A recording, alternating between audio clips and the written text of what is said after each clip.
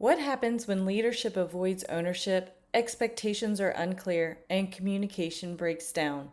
Usually, one person steps in to keep everything moving. And more often than not, that person is a high performing woman. In this episode, I sit down with leadership consultant Eric Dingler to discuss why capable women often become the default problem solvers inside organizations, how invisible responsibility contributes to burnout, and why setting boundaries is a critical leadership skill. Ready? Let's go. Welcome to Career Growth for Working Women. This show is for women who are done waiting to be noticed and ready to be compensated for the value they already bring. I'm Shannon, a promotion and compensation coach, and I help women position themselves for real advancement, not by working harder, but by showing their value more strategically using what I call the 5% method. If you're ready for clarity, confidence, and career growth that actually pays off, you're in the right place. Let's dive in. Hello and welcome to the show. My guest today is Eric Dingler, and what stood out to me was his perspective of how directly it connects to something many high performing women experience every day at work. When expectations are unclear, communication is inconsistent, or leadership avoids ownership, someone usually steps in to hold everything together. And more often than not, that person is the most capable woman in the room. Eric has spent nearly 3 decades leading teams across businesses, nonprofits, and organizations, and over time he began noticing a pattern. The people who are the most reliable often become the default problem solvers, carrying invisible responsibility that was never formally assigned to them. Today, Eric helps leaders rethink how work is structured, delegated, and supported so businesses stop relying on one person to compensate for broken systems. And honestly, this conversation is about so much more than hiring. It's about why capable women become overextended, overlooked, and emotionally responsible for everything around them. Eric, welcome. I'm so glad you're here. I am very excited to be here. I told my wife I was going to be on this, and she's like, "What?"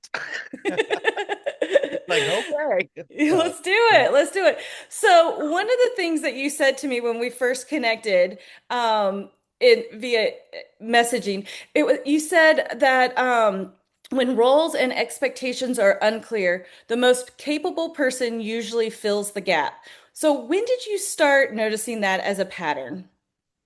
so way early in my career, I was the director of a summer camp for 15 years, and I started noticing about my third summer, uh, this pattern. And not only that, but I also noticed a very interesting thing, which was summer camp would end, and very soon after that, we would start getting applications from all of the girls that wanted to be on staff for all the female staff roles. Then we would get all of the stuff pretty much by the end of the year. We had all of our female counselors hired, several leadership roles, things like that. Then come spring break from college, and about the week after spring break is when we would start getting all of the guys filling in their application. And so it was interesting. I started just doing some study on that and found that like the difference between how a man's brain and a woman's brain develops, the prefrontal cortex that considers future consequences, develops in women in the early or the late teens, but in men not until the early 20s. Which is why young teenage boys and boys in their 20s do really stupid things. One of the many reasons Yes. that just began this idea of like, hey, you know what? And what other ways are men and women different? And how does that lead them to respond differently and stuff like that? And women tend to be more nurturing. And a lot of high capacity women want a community that they're in to be that, to be nurtured. And if there's tension because things aren't getting done, these are the people that will start to step in to get it done. And if they're working for a leader that's not observant, it starts to go unnoticed and underappreciated.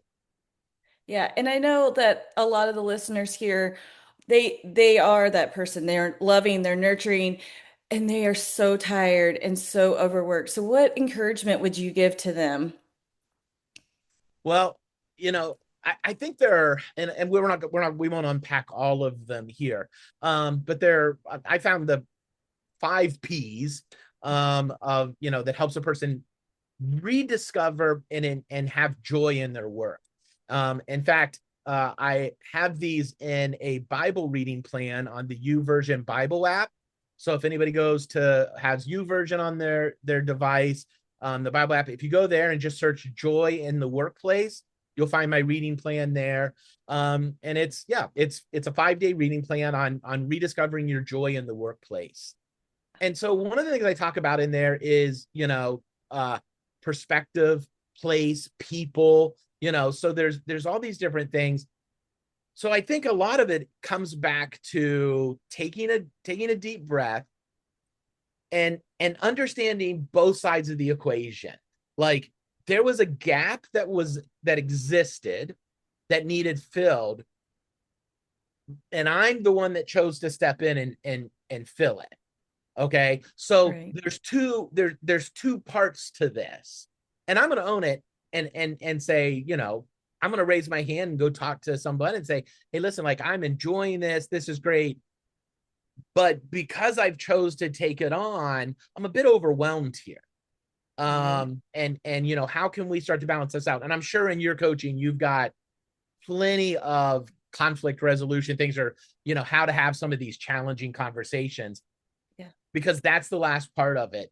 Bad things grow in the dark. And unspoken expectations really turn into resentment. Mm. And so I think having some clear communication after you sit down, look and see what part of this can I own. Reconnect with what parts of it you have joy, cover the things that do bring you joy out of what you're doing and where you're doing it at, and all of that, and then go in and have that challenging conversation. But now you're coming from a different place, not just a place of frustration, but you're coming from a little more settled place. I don't know if that makes sense. No, no, I agree because like you said, you weren't forced into it. You chose to get into this gap. And then there are parts of it that may bring you joy, may not. But at the end, so you going and having those hard conversations, I think, are important, because you get to go and say, hey, I get to figure this out with your manager or your boss, whoever it is. Number one, that you're communicating and you don't want it to fester and bring that resentment that you were speaking of. But number two, it also shows that you have those leadership skills because you're already saying, hey, this is an issue. I stepped in, but it's not fully my responsibility. What are we going to do about it? So it allows them to know all of that. Because I think that's important, because I think sometimes we can have that healthy ownership of it, but so often we kind of compensate for everybody else, and so then it becomes that unhealthy. It becomes unhealthy at that point. Do Right. you agree? Do you agree? Yeah, I agree. And I think because of the fact that it's our reality, we believe it's everybody's reality. Um, Yes. when in truth, the other person in the equation may not be aware of it. And someone may go, yeah, but they should know. Right. Okay, that's great and wonderful, but they don't. Yeah. And that's a whole different issue. But so let's focus on this one. Let's Mhm. resolve your issue, and that's the priority of this. Right. And what do you think actually is hurting their advancement by them taking on all those responsibilities? Because I know a lot of people listening, they're like, well, I'm just staying in the same place and I'm not advancing in my career. What do you think could be holding them back in this? Well, so this was something I saw summer after summer after summer at the camp. And one of the unique things about being a camp director that I didn't realize until just recently was I had these 15 laboratories. And at the end of the summer, I got to sit back and ask myself, okay, what worked and what didn't, and reinvent myself as a leader. attend some specific types of conferences if there was something I had to work on, read some books, listen to podcasts eventually as podcasts started to become a thing. Right. And what was interesting is when I was towards the last half of the summer, I started to look for like, okay, who do I want to talk back or who do I want to talk to about coming back next summer as a supervisor, as a, somebody is, in leadership. And I'll be honest, I don't know why, but when I would go to a guy on staff and I'd say, hey, listen, want to talk about next summer. You've been doing, a lot really great. I love how observant you are at the waterfront. You did this thing the other day. I really, really like that. I'm going to need a new waterfront director next year. Would you be interested in that role? Oh yeah, great. Yeah, let's do that. But then if I would go to a girl on staff and I'd say, hey, listen, like, I saw you doing this thing last week and I was really impressed by that. And your organization is great. I'm allergic to details. So everybody, it was not a secret. Like everybody knows, I'm allergic to details. And man, you really did a great job with that. I would like for you to come back next year's program director. I don't know. Do you really think I can? And then they would start verbalizing, but what if this happened? What if this happens? And there was just this little bit of a lack of confidence there. But then also there would be times that I would, okay, yeah, I'll do that. And then we would get into the next summer and we would get partway into the summer and things would start to drop. And I'm sitting there going, man, you're so organized. And then I would say something, they're like, yeah, but I don't like it. I was doing it because it needed to be done. I don't actually enjoy this kind of work. Oh, well, for me, I generally am not going to volunteer for work I don't enjoy. Right. So, right? Exactly. A lot of dudes like, like I don't enjoy it. Why am I going to volunteer to do it? Right. But because we don't have that in us. And so I think part of it is if people see you doing something and they don't know you don't enjoy it, then how else are they supposed to know?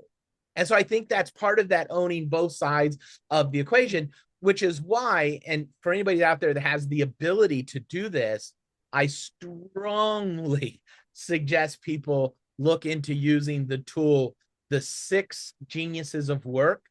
It's a great assessment. We use it for all of our hires.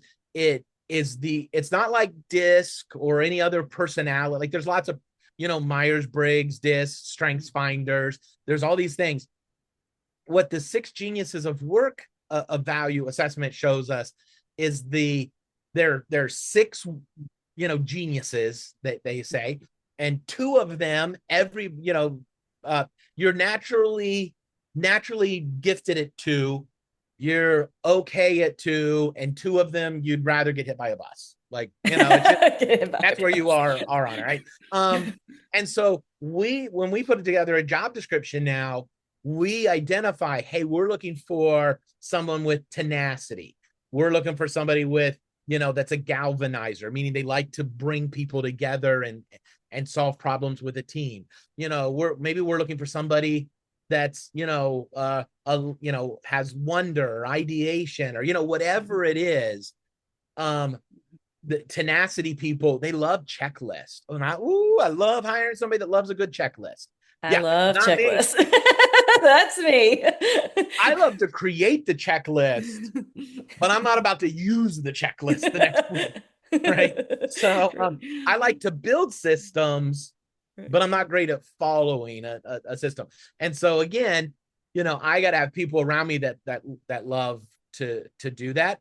So I think part of it is people identifying for themselves, what's the type of work that I actually would skip to work if I knew I was going to get to do it. Like, this is the type of work that brings me the most joy, not the tasks themselves, but and the Working Geniuses does that. So if you're in a position, if you're listening to this and you're in a position of management or leadership where you can either implement it or suggest lead up, I would, read the book, check it out. There's all kinds of resources on it. but it might be something you want to introduce to your work environment, because it just helps to get the team repositioned in the right seats. I love that. I love that. That's a very actionable step that everybody can take. So take note of that. I like those action steps.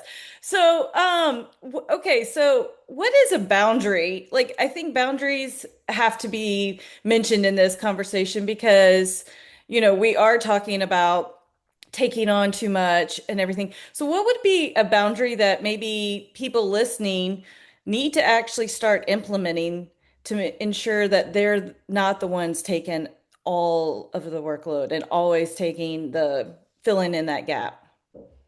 Yeah, one of my favorite leadership axioms is don't say somebody's no for them.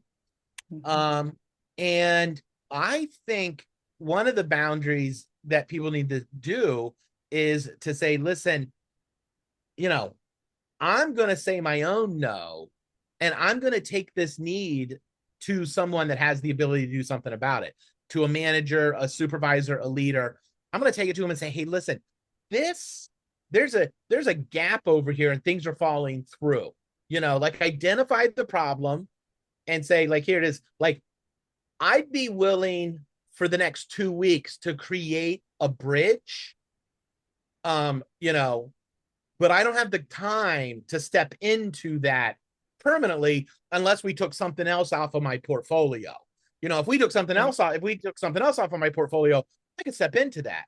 But I can't. And so, but I can do this because I know you're busy, I'm busy, we're all busy. Maybe make it help with that. And I think one of the reasons people don't do that is they're afraid that their supervisor is going to say no. And Yeah. we imagine, well, they'll just say no, and we don't say somebody's no for them. Um, Go up, ask the question, have the conversation. Then the other boundary is, my wife loves to tell our kids all the time, you're not responsible for the other person's reaction. Yes. You got to let that go. You have to let that, whatever their reaction is, you got to get to the point where you can just walk away from that. Um, but we've noticed, like with one of our daughters, she does this. She'll have these imaginary conversations with, let's say she's having conflict with one of her friends. She wants to go to her friends. Well, she's had the conversation, 20 times. Oh, yes. Yeah. In 20 different And ways with 20 different scenarios. yeah, Hey, yeah, I get yeah. And now that's not like she gets that from me. I'm that way. I can be that way. And then you go into the conversation, and it doesn't start to go at all the way you thought it would. Well, where the difference is, I'm okay with that. Okay. I just like, all right, whatever. Where my daughter is she gets she comes back and she feels it. I didn't handle it. I should have said something different. I didn't, because she's painted a picture in her head of what the result was going to be. And when the result doesn't happen, she feels like it's her responsibility. Yes. And so, I think there's two boundaries. Don't say somebody's no for them. Go with an idea, go with a suggestion, but then also don't feel like you own the responsibility of the outcome. That's not on you. That's on them. That's their character. And so you got to do that. And the Bible is very good. A lot of people take this passage out of context, but when I was pastoring, I would preach on this a lot. There's a passage in the Bible where, if somebody sins against you, first go to them in private and then do this, and then well, a lot of people think that that's only if somebody sinned against me. Okay, I I know that's what the Bible says, but it's still, even in the workplace, has always turned out to be a really good format to resolve conflict in a lot of situations. Going over first, having a conversation. If that doesn't resolve, then you got to go and have it with somebody else, which, is, a good idea. You go in with somebody else, you get somebody else on your side, you go in. If that doesn't work, then you go to the authority. Then you bring in the authority, which could be a policy, could be a higher level manager, things like that. But through all of that, you can't own the outcome. So Yeah. I, I love that would that. be that'd be my advice on that. I love that because I think that we do as women, we a lot of times carry the outcome and take it personally. And so I think that is huge advice. And not just, I mean, not just at work. One of the striking differences is there are times, so two of our four children are adopted, our oldest two. And we adopted them as a sibling group when they were 11 and 12 when they became part of our family. And uh because they had to walk a rough first 11 and 12 years on this earth. It was not, they did not have a good start to things. So because of that, there's lots of places where they are behind. Um, and you want to talk about something that keeps my wife awake at night is, well, how are they going to do this? What's this going to look like? Well, what about when they're 25? And I'm like, 25, I'll be happy when he's 15. Like, you know, you're creating problems that haven't even shown up yet. Uh, Yes. yeah. Yeah. Which I've learned not to say that. Right. So, Obviously, because you're still here. yes, yes. Um, and so yeah, so we have to be careful with that kind of stuff. But I think that shows that um some people who are the more nurturers, who have a more fully developed uh part of their brain that considers long-term consequences of things, um you're going to be more concerned and worried about that. You're going to carry that. Right. Where I'm just very much like, and there are women like this too, I'm sure, but I'm just very much like, we'll cross that bridge when we get to it. Right. Um, so yeah, yeah. I remember one time, to tell this quick story, Shannon. I remember one time my wife asked me, she's like, how do you do that? And I was like, what? And she goes, anytime we're wrestling, like you just instantly make a decision.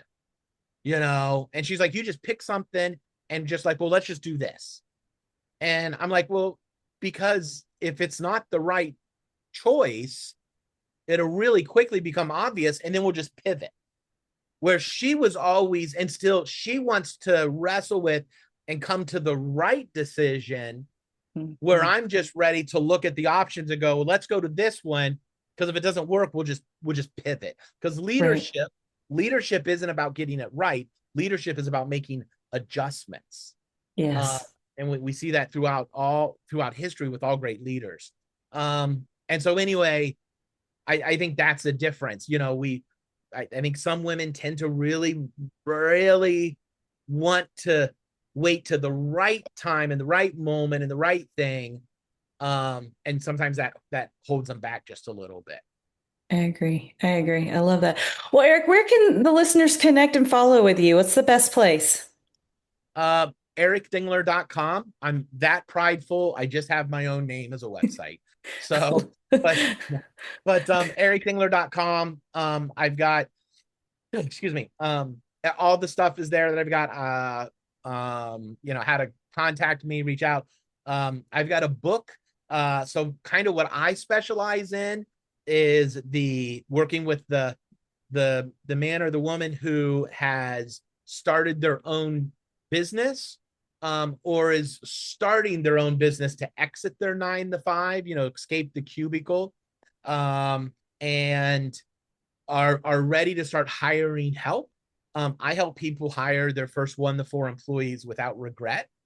And so that's what I do at ericdingler.com. But also, I've got a page there with all of my Bible plans on YouVersion. So if your listeners are YouVersion Bible plan readers, they can find more there for that. But I would just encourage for this first one, go to YouVersion, just search Finding Joy in Work, and my plan will be right there at the top. Awesome. Awesome. Well, as we wrap up, I always love to leave the listeners with a small action step or a mindset shift that they can make this week. So, what would you challenge them to do? Oh, I I really think if you're in the place too, I think you should look, if you have not done it yet, um, look at the book, The Six Geniuses of Work, or The Six Working Geniuses, something like that. Six Geniuses in the Workplace. It's something around six geniuses in work. That's in the title. I can't remember the exact name of the book. But there's only one out there. But I would get that, check it out.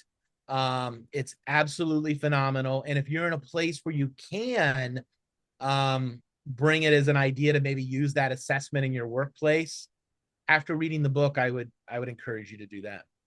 Awesome. Well, thank you so much for being here with us today. Thanks for having me. I enjoyed it. If today's episode sparked something for you, a question, an idea, or a realization, don't ignore it. I offer promotion strategy calls where we walk through your current role, your goals, and how to position you for your next promotion or raise without burning out or overworking. You can book that call using the link in the description. And if this episode helped you, sharing it or leaving a quick review makes a bigger difference than you know. Until next time, keep showing your value clearly. You've earned it.